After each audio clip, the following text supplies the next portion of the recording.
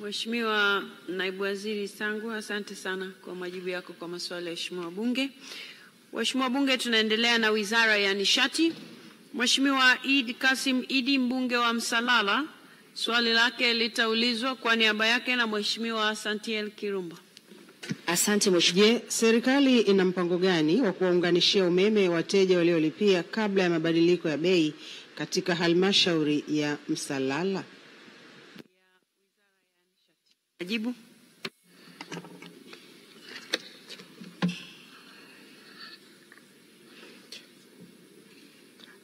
Mheshimiwa Spika, serikali kupitia wakala wa nishati vijijini yani REA imekamilisha kupeleka umeme vijijini na sasa inaendelea na kupeleka umeme vitongojini, ambapo katika maeneo haya wananchi wanaunganishwa umeme kwa gharama ya shilingi 27,000. Mheshimiwa Santiel Kirumba, swali la nyongeza.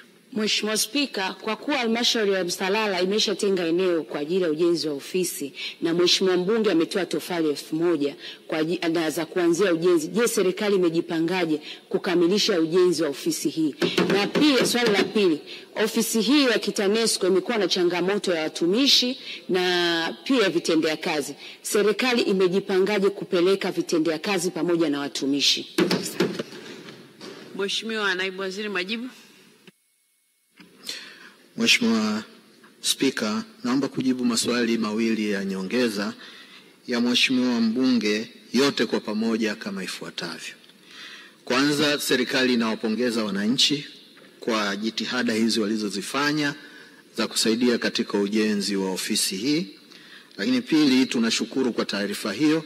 Tunaichukua, tutawatuma wataalamu wetu waende kuona kazi ambayo imeanza kufanyika, alafu jambo hili tutaliweka kwenye mipango yetu. Mheshimiwa Catherine Magige, swali la nyongeza. Nakushukuru Mheshimiwa Spika. Wilaya ya Ngorongoro imekuwa na changamoto kubwa ya kukatika kwa umeme mara kwa mara. Na nimekuwa nikiongea hapa, serikali imekuwa ikiniahidi kutatua kero hii ambayo ni kubwa sana kwa wananchi wa Ngorongoro mkoa wa Arusha. Je, nataka kufahamu ni lini sasa serikali itatatua kero hii kubwa? Mheshimiwa Naibu Waziri, majibu. Mheshimiwa Spika, naomba kujibu swali moja la nyongeza la Mheshimiwa mbunge kama ifuatavyo. Ni kweli katika maeneo kadhaa nchini tuna tatizo la kukatika kwa umeme, na tatizo hili linatokana na uchakavu wa miundombinu ya kusafirishia umeme. Naomba waheshimiwa wabunge waendelee kuwa na subira wakati serikali inafanya kazi kubwa sana ya kuboresha miundombinu hii. Mheshimiwa Joseph Mkundi, swali la nyongeza. Nashukuru Mheshimiwa Spika.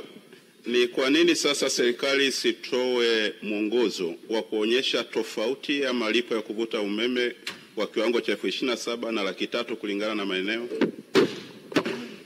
Mheshimiwa Naibu Waziri, majibu. Mheshimiwa Spika, naomba kujibu swali la nyongeza la Mheshimiwa mbunge kama ifuatavyo. Tayari serikali imekwisha kutoa mwongozo huo.